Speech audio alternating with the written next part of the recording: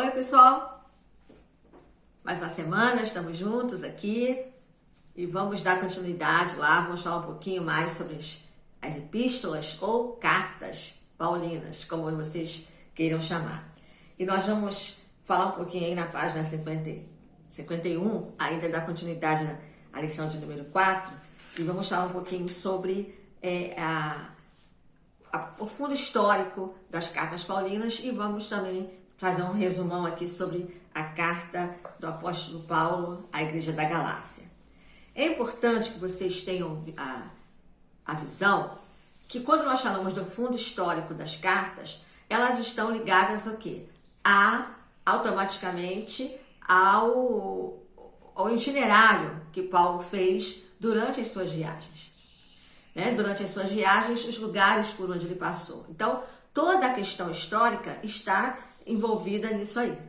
E aqui na nossa apostila, você vai encontrar um quadro que mostra o período cronológico de cada epístola paulina. É interessante, que ele vem falando aqui, o autor da apostila, vem falando de cada viagem, qual foi a carta que Paulo escreveu, para onde Paulo escreveu e a data mais ou menos aproximada. Então, eu sugiro que você depois faça a leitura aí da sua apostila, que você vai ter mais ou menos uma visão, tá? Por exemplo, primeira viagem de Paulo. Na primeira viagem, ele escreveu a primeira carta, que foi Gálatas.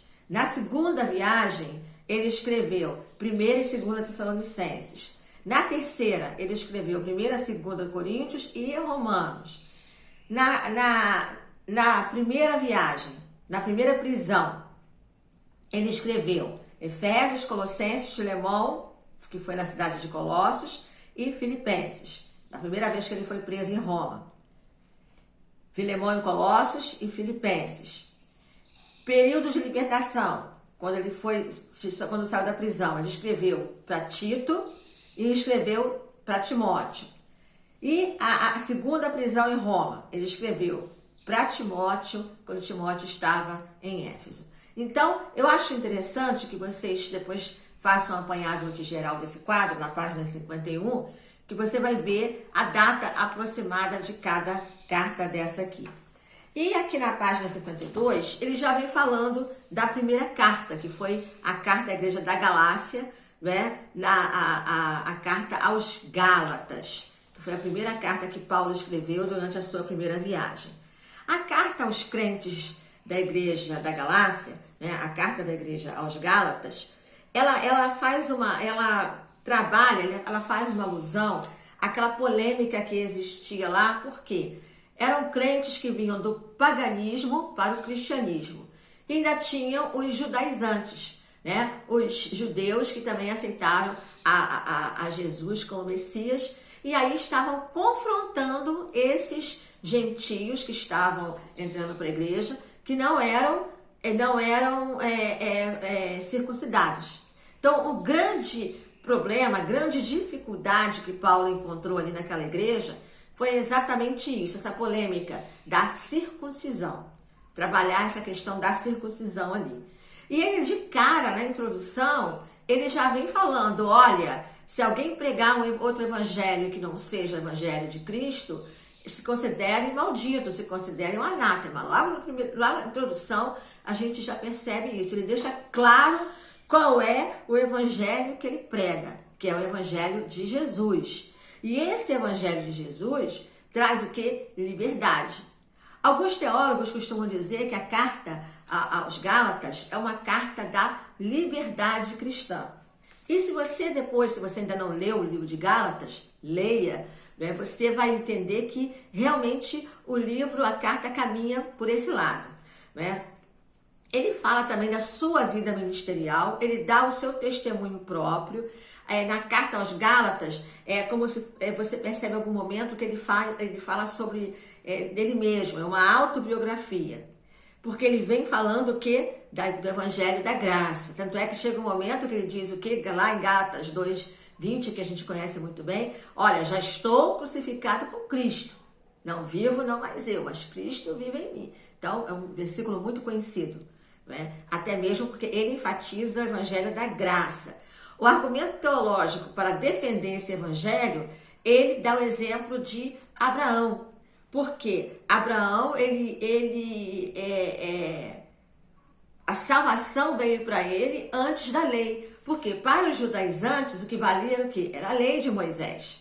Então o debate era esse, olha, a lei diz isso, que tem que se circuncidar. Aí ele vai lá e cita Abraão, que veio antes da lei. Ele faz essa analogia. E é interessante isso. Que aí ele defende que a salvação vem mediante a fé. A lei, ela teve a sua importância, mas Cristo está acima da lei. E ele vem dizendo sobre essa liberdade. Ele fala que Cristo nos fez livres. E lá no capítulo 5, versículo 1 e versículo 13, ele diz que essa liberdade não nos isenta de responsabilidade. Nós somos livres em Cristo. A nossa liberdade, nós temos uma responsabilidade em Jesus, para não cumprir o quê? As obras da carne. Não useis da liberdade para cumprir as obras da carne. Isso está lá no capítulo 5, no versículo 1 e no versículo 13. Ele fala sobre isso. E na sua conclusão, lá no capítulo 6, ele deixa claro para o contraste entre ele e os judaizantes, quando ele fala o quê? Sobre as obras do Espírito e as obras da carne, lá no finalzinho do capítulo 5, e no capítulo 6 ele vem falando dele mesmo, do que ele sofreu pelo Evangelho. Tanto é que ele fala das suas adversidades, os momentos de adversidades que ele passou, e lá no finalzinho do capítulo 6, versículo 17, ele vem dizendo, olha, ninguém me incomode, porque eu trago no meu corpo as marcas de Cristo. Ou seja, ele vem dizendo o que ele sofreu na carne, na sua própria carne, por amor a Jesus. E ele vem dizendo também sobre, ele escreve em letras gigantes, né? Alguns dizem que provavelmente alguém, ele foi ditando e alguém foi redigindo para ele.